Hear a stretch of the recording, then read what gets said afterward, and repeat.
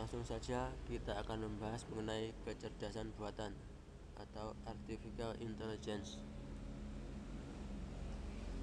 Definisi kecerdasan buatan. Menurut H.A. Simon tahun 1987, kecerdasan buatan atau artificial intelligence merupakan kawasan penelitian aplikasi dan intrusi yang terkait dengan pemrograman komputer untuk melakukan sesuatu hal yang dalam pandangan manusia adalah cerdas. Menurut Rich and Knight tahun 1991, kecerdasan buatan atau AI merupakan sebuah studi tentang bagaimana membuat komputer melakukan hal-hal yang pada saat ini dapat dilakukan lebih baik oleh manusia. Menurut Ensiklopedia Britannica, kecerdasan buatan atau AI merupakan cabang dari ilmu komputer yang dalam mempresentasi pengetahuan lebih banyak menggunakan bentuk simbol-simbol daripada bilangan dan memproses informasi berdasarkan metode heuristik atau dengan berdasarkan sejumlah aturan. Selanjutnya, sejarah kecerdasan buatan. Kecerdasan buatan merupakan ilmu yang relatif muda.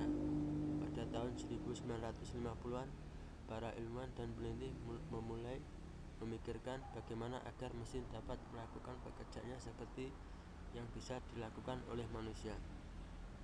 Kecerdasan buatan sendiri dimunculkan oleh seorang profesor dari Massachusetts Institute of Technology yang bernama John M.C. Churchy pada tahun 1956 pada Dartmouth Conference yang dihadiri para peneliti AI. Pada konferensi tersebut dibacakan tujuan dari kecerdasan buatan, yaitu mengetahui dan memodelkan proses berpikir manusia dan mendesain mesin agar dapat menirukan kelakuan manusia tersebut. Selanjutnya, expert system atau sistem pakar.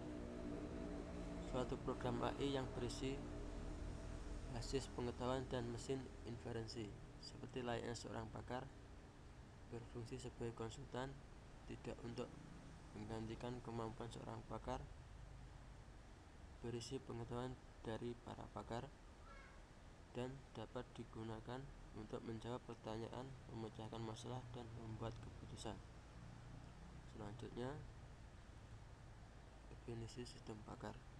Menurut Durkheim, program komputer yang dirancang untuk memodelkan kemampuan penyelesaian masalah yang dilakukan oleh seorang pakar.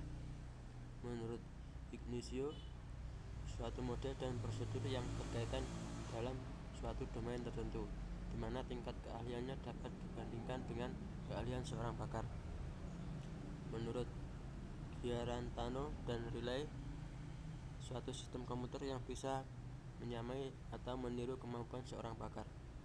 Selanjutnya, interface engine change, rantai suatu perkalian inferensi yang menghubungkan suatu permasalahan dengan solusinya. Forward chaining adalah suatu rantai yang dicari atau dilintasi dari suatu permasalahan untuk memperoleh solusinya.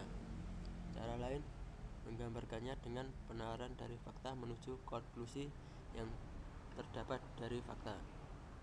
Backward chaining adalah suatu rantai yang dilintasi dari suatu hipotesa kembali ke fakta yang mendukung hipotesa. Cara lain menggambarkannya adalah dalam hal tujuan yang dapat dipenuhi dengan pemenuhan sub-tujuannya.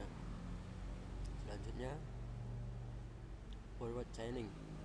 Metode ini melakukan pemrosesan berawal dari sekumpulan data untuk kemudian dilakukan inferensi sesuai dengan aturan yang diterapkan hingga diketemukan kesimpulan yang optimal.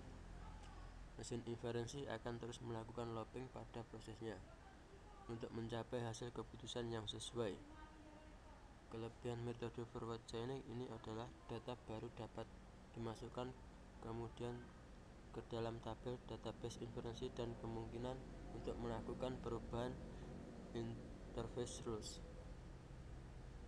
Selanjutnya, backward chaining menggunakan pendekatan goal driven, dimulai dari harapan apa yang akan terjadi atau hipotesis dan kemudian mencari mendukung atau berlawan dengan harapan kita. Sering hal ini memerlukan perumusan dan pengujian hipotesis sementara. Pada metode inferensi dengan backward chaining akan mencari aturan atau rule yang memiliki consequence clause yang mengarah kepada tujuan yang diskenariokan atau diinginkan. Mungkin itu saja yang dapat saya sampaikan. Kurang lebihnya mohon maaf. Akhir kata, Assalamualaikum warahmatullahi wabarakatuh.